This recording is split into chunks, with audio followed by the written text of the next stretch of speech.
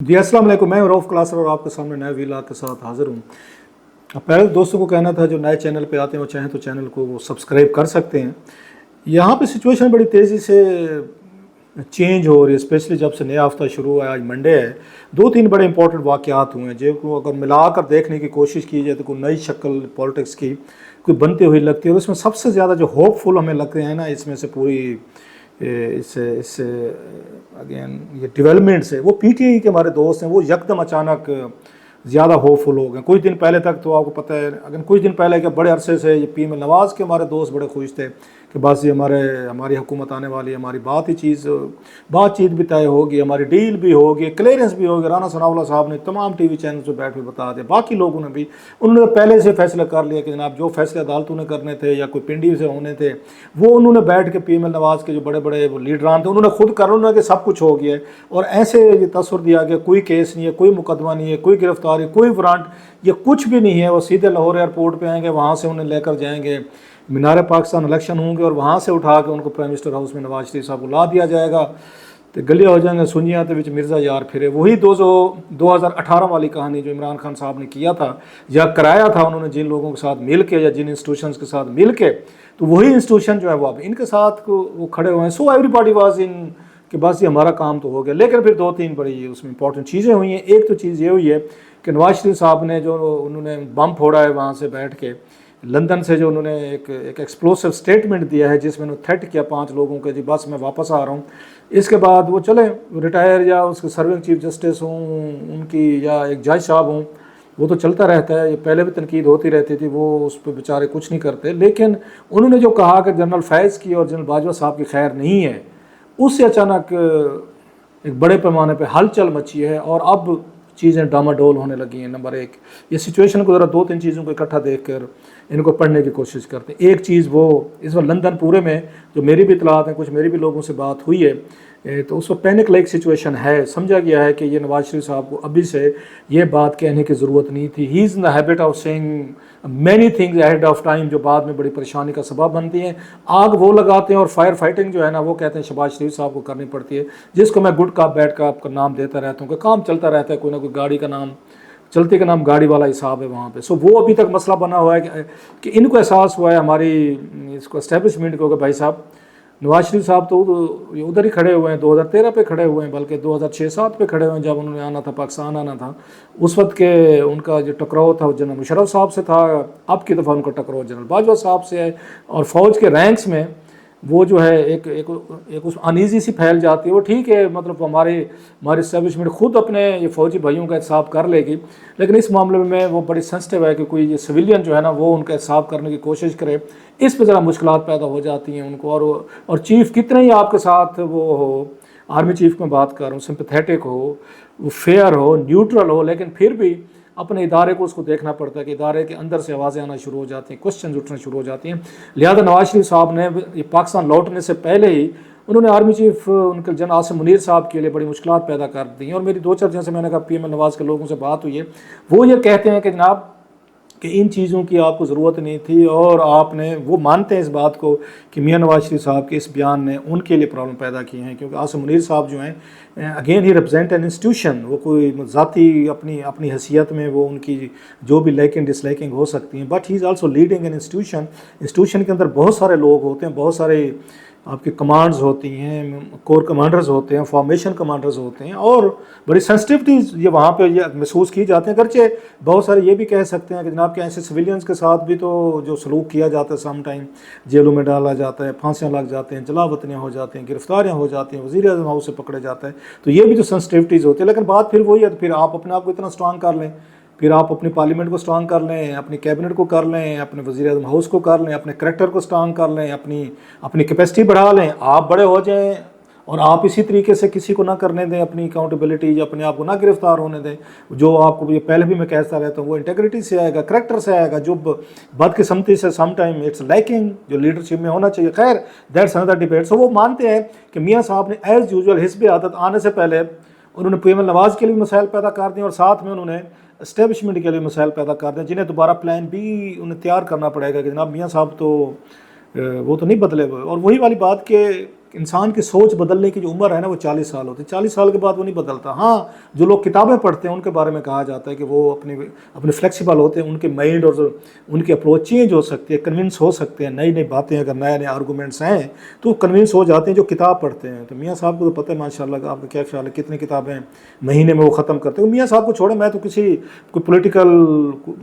Leader کو میں نے تو نہیں دیکھا کوئی کتابیں پڑھتے۔ ہاں یہ بھٹو صاحب پڑھتے تھے، بینظیر بھٹو صاحب پڑھتے تھے، خواجہ آصف صاحب کو میں نے کتابیں پڑھتے دیکھا، جو میں نے 2-4 لوگوں کو جن کو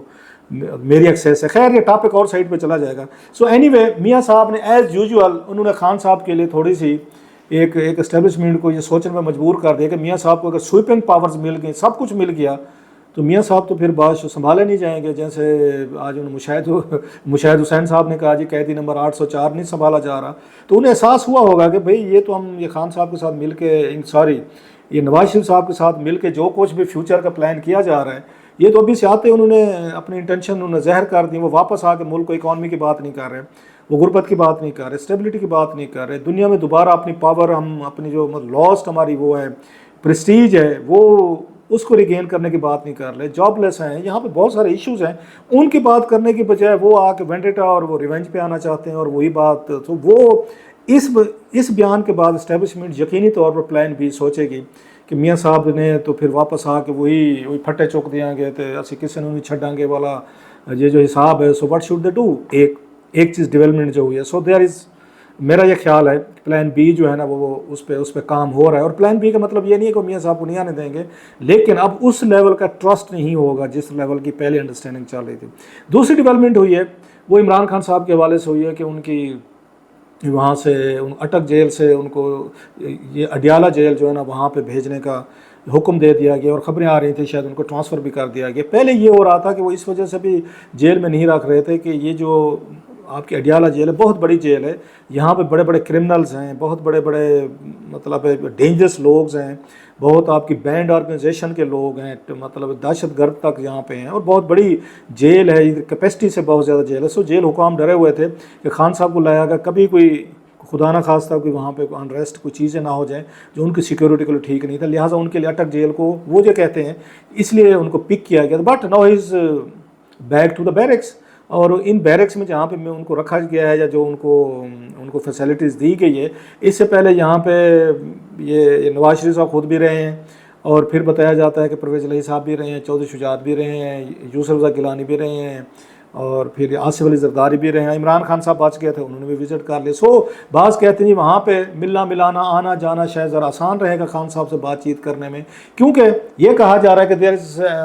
ایک مدر آف آل ڈیل جو ہے نا وہ خان صاحب کے لیے تیار کی جا رہی ہے، اور خان صاحب نے بھی سبق وغیرہ اپنے سیکھ لیا۔ مشاہد حسین صاحب نے جو باتیں کی ہیں تو انہوں نے کہا جناب کہ یہ تو ہوتا رہتا ہے، آپ کو پتہ ہے کون سی معافی تلافی بھی ہو جاتی ہے، لوگ پاؤں بھی پکڑ لیتے ہیں، یہ ماضی میں بھی ایسی چیزیں ہوتی ہیں، صلح بھی ہو جاتی ہے، لڑائی بھی ہو جاتی ہے، تو کون سی بڑی بات ہے۔ سو ہی واز سیئنگ کہ مدر آف آل ڈیل جو ہے وہ بھی ممکن ہے ان سے عمران خان صاحب سے ہو سکتی ہے، اور دوبارہ یہ جو ہماری اسٹیبلشمنٹ ہے اور ان کے درمیان رابطے وہ ہو سکتے ہیں، اور ایک نئے سرے سے ایک ٹرسٹ بلڈنگ ایک میسر سی بی ایم کی جا سکتی ہیں۔ تو وہ جو ایک ہماری اسٹیبلشمنٹ نواز شریف سے تھوڑی سی دور ہوئی ہوگی جس کے لیے شہباز شریف صاحب وہاں لندن گئے تھے، تو اس کو برج کیا جا سکتا ہے۔ جو آج انہوں نے آپ نے سنا ہی ہوگا مشاہد حسین صاحب نے کہا کہ مدر آف آل ڈیلز کی بات کی کیسے، اور باجوہ صاحب کی بات کی کہ لڑائی ہوئی پی ڈی ایم کی ہوئی، اور پھر عمران خان صاحب کو فائدہ ہوا، پاپولر ہو گئے۔ باتیں تو انہوں نے بہت ساری ٹھیک کی ہیں کہ وہ 2022 مارچ میں ان کی کہانی ختم ہو گئی تھی، اور میں یہ پہلے مطلب کئی پروگراموں وی لاگ میں کہا ہے، واقعی انہوں نے کہا جی 8-10 سیٹیں نہیں ملنی تھی۔ انہوں نے مشاہد حسین صاحب نے کہا ہے اگر عمران خان کو کنٹینیو کرنے دیتے تو 8-10 سیٹیں نہیں لے سکتے الیکشن ہوتے۔ میرا خیر ہے اس پہ ڈفرینٹ تھا، میں 20-25 کی بات کرتا تھا اس وقت، انہوں نے 8-10 پہ رکھا ہے۔ اب سوال یہ ہے جو مین کہ کیا عمران خان صاحب کے اسٹیبلشمنٹ کی جو موجودہ ہے وہ صلح صفائی ہو سکتی ہے، مدر آف آل ڈیلز ہو سکتی ہے؟ مجھ سے اگر پوچھیں ناٹ پاسبل۔ لوگ کچھ بھی کہتے رہیں، امیدیں دلاتے رہیں، ادھر ادھر سے بیانات آتے جائیں، نہیں۔ جتنی اس وقت ایک